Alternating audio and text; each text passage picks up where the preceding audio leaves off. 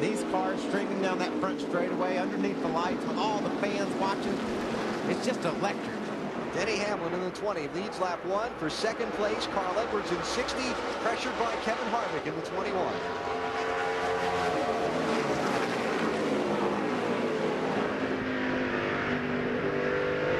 Harvick in a backup car, digging right around the bottom of the racetrack. Qualified up front, the backup car. He's going to run up front in it too, I promise you that. Now, why didn't Kevin Harvick have to go to the back, despite that he was in the backup car? This was not a car that was crashed after qualifying, and the damage to the car was significant enough in the Friday crash. NASCAR allowed the team to take out the backup car and qualify, and they get to hold their spot. And now he's moving around Carl. How many people you think would like to have Kevin Harvick's backup car? Not everybody in the field. Most of us, right? He's driving around Carl. Here comes Kyle Busch right up on the back of Carl as well. So there you go. There's your options. You saw Kyle move a little wide in turn 4. And it'll be interesting if you see this race as it continues, people starting to choose those different options. Right now, the fast car is right down on the bottom of the racetrack. Wowing about was the shower of sparks out of the bottom of Kevin Harvick's car when he mashed the brakes going into 1. Race car drivers love it. When you hear that bottom scraping the ground, that's called letting the rough side drag. That makes you feel good. You know you got that car down on the road as close as it can get when it's sparking. Isn't there a pretty fine line of balance, though, between getting down on the road just enough and hitting too hard and upsetting the car? Well, I like to explain to people all the time, it takes roughly 34 seconds to get around this track. If you bounce off the road a couple of times pretty hard, that lasts a second or so. You know, and the other amount of the time you're going around the track, you're as low as you can possibly be. You can hit the ground and it won't disrupt the car. If it starts bouncing you up out of the groove, then obviously you got to adjust for it. But a bounce off the ground every now and then is a good thing. So Harvick running second behind Denny Hamlin. Harvick the winner, 4th winner this season. Last Saturday, Martinsville, Virginia. Just a little farther back here for the first double wide racing. Yeah, you see, that's what's going on at this racetrack. You see a few guys up front, they got it all figured out. They're running single file. These guys are using the options that this racetrack gives them to try to work up through the field. That's the cool thing about a NASCAR race. If the front 4 or 5 guys get strung out, just turn your attention toward the back. There's racing somewhere on the racetrack. Saw Reed Sorensen pick up a spot, moved up to 10th place. The driver with a 41 started back in 14th after the flat tire during qualifying. There's Jason Leffler in 38. Racing for 12th with Regan Smith in the 35.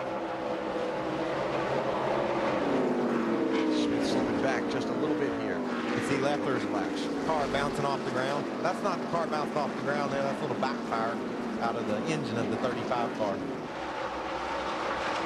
56 is Kevin Grubb. Good to see him back, isn't it? Yep. And ever since he's returned, he's been fast. So picking right up where he left off. Let's get back up front and talk some about the championship leader running second, Kevin Harvick. Ralph? Alan, earlier today I spent some time chatting with Kevin, and I was talking to him about how he's been maturing as a race car driver, and he said the biggest change he has seen in years in himself came this season. He said, I learned how to not worry about the little things. It's something that all of us on a day-to-day basis stress out over. How do we deal with the issues of the day? He's come to grips with it. He's figured out how to compartmentalize all that stuff, get rid of those issues, and just focus on the racing. I said, who helped you? Thing was Jeff Burton coming over to Richard Childress Racing. I watched him, I learned from him, and it's made a big difference, and my life's way better because of it. Lindsay?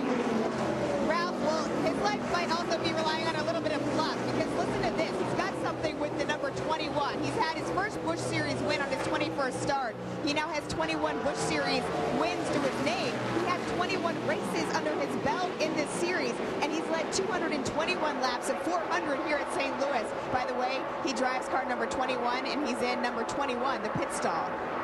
Sounds like you ought to be playing blackjack, huh? Sounds like you've been hanging around my brother. Yeah. Daryl gets some numbers going on you in a hurry. Yeah.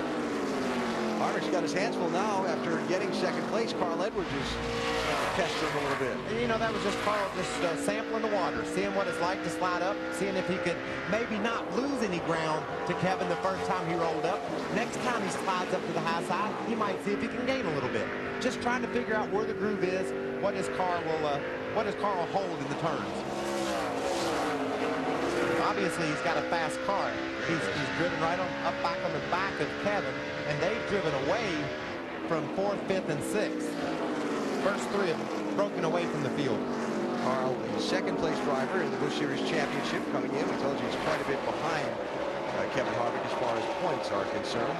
Carl with 3 wins of his own already this season. And we talked earlier, if you weren't with us right at the beginning of the broadcast, when it was we were filling time waiting for the track drying, Carl would flip out doing here in St. Louis. Look at this gaggle. Unintended. Unaccepted. Johnny Sauter 0-0. John Andretti 10. We heard Johnny Sauter saying he didn't necessarily like this place. He's not running up to the standards that that team is used to running for sure. He's way back in the 25th spot. And they're generally a top 10 car. Races on the inside of Stephen Light. See how high Light went? Options. It's a 99 car behind him in the mix there too, isn't it? No, it's a 98 car. Sorry, it's Aaron Crocker. Aaron Crocker. There's your race leader, Denny Hamlin. Winner last Sunday at Pocono in the NASCAR Nextel Cup Series. And already a couple of NASCAR Busch Series wins so far this year.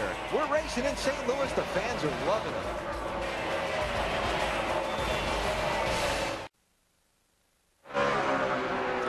You know a movie's achieved cult status when the play-by-play and analyst for a race are reciting lyrics from its theme song in the booth getting ready for this little announcement. Smokey and the Bandit Special Edition DVD in stores now. That is good times right there. Eastbound and down. We're loaded up in trucking. New second-place runner here early in the NASCAR Busch Series race at St. Louis. Carl Edwards getting around Kevin Harvick. See, beginning to track in on leader Denny Hamlin. Pretty good race so far for Carl. Huh, Lindsay? Yeah, you're absolutely right. He seems to be gaining on Denny Hamlin. In fact, he just got on the radio and he said, I'm feeling a little bit wobbly coming off the corners. His crew chief Pierre Cutel said, don't worry, Carl, be smooth, don't overdrive it. You'll run Denny Hamlin down in no time because your car is faster, guys. Yes, he is. Closing in quickly. I bet there are just a few of these people in this grandstand from Missouri that'll be jumping up and down if he takes the lead. He's going to take it, Alan. He's catching him a couple tenths a lap right now. Yeah. Carl Edwards, 3 NASCAR Busch Series wins so far this year from Columbia, Missouri. Spent a lot of time racing on short tracks around here, and not all that long ago. It's only been a few years since Carl was a short track racer around Missouri, and now he's one of the top draws in NASCAR. Well, there's a few of those stories. Look at Kyle Busch. He came in as a kid and has accomplished amazing things. Reed Sorensen, another cat that's just very young, and then Carl.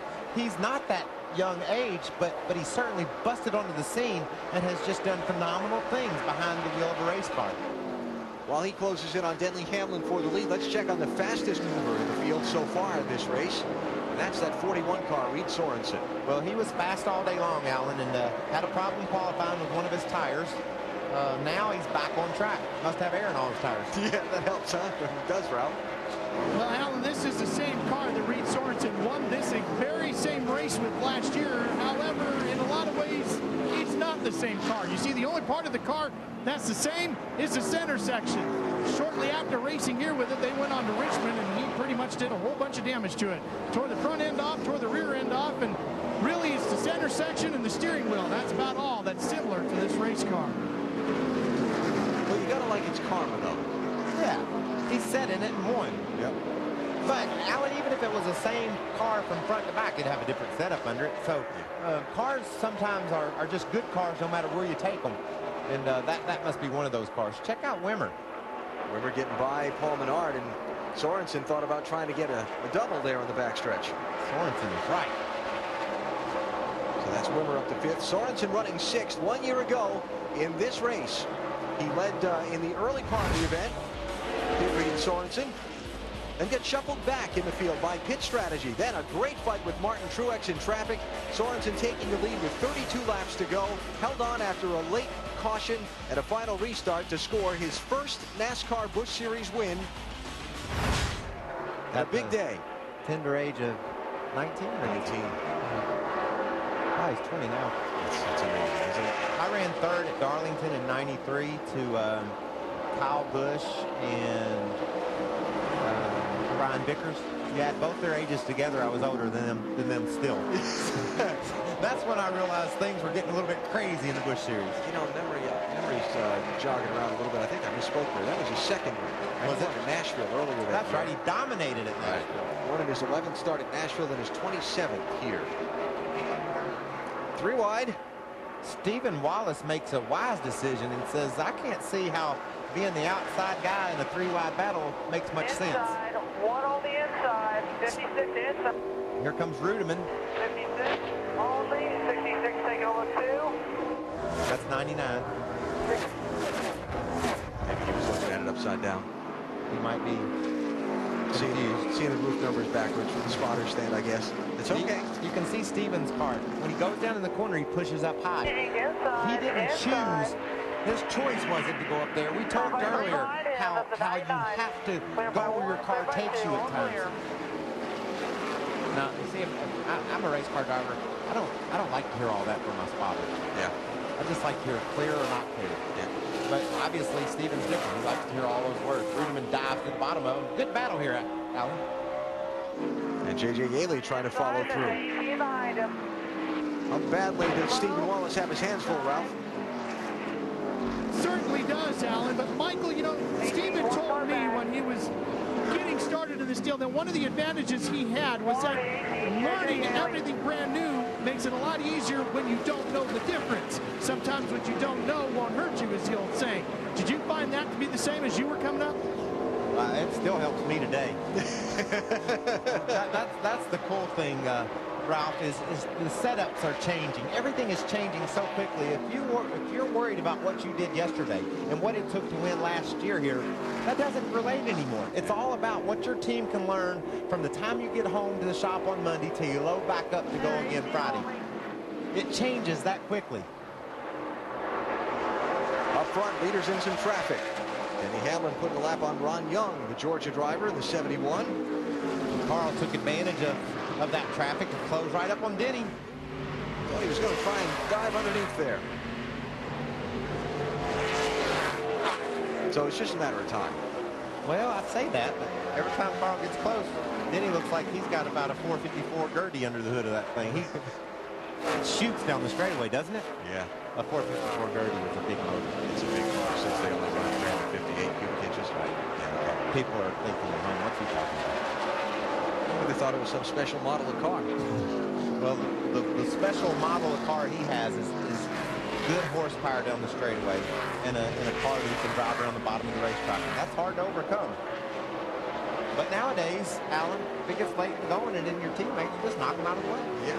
That's allowed. It's kind of become the way it is, isn't it? Yeah. I mean, I remember if you had to run into Buddy Baker to knock him out of the way late in the race to win, he would have beat you up. There would be no other thing that would happen other than you'd get your butt beat. he was a big man. Yes, He is a big man. So Edwards pressuring Denny Hamlin, seeing if he can catch just enough of a slip to cut underneath him. Look right up on his bumper going into the turn and through the center. But then Denny's able to accelerate away from him on the straightaway by 3 or 4 car lengths. Denny Hamlin got, I want to say a long night, but a short night ahead of him as well. As soon as this race is over, he's jumping on an airplane, flying up to Oxford, Maine to run one of America's great short track races, the Oxford 250 tomorrow, but he's not going to get a lot of sleep between here and there. You could never predict what a race car driver is going to do next. Why would he want to do that? It's a race on a day off. Denny Hamlin out in front in St. Louis tonight.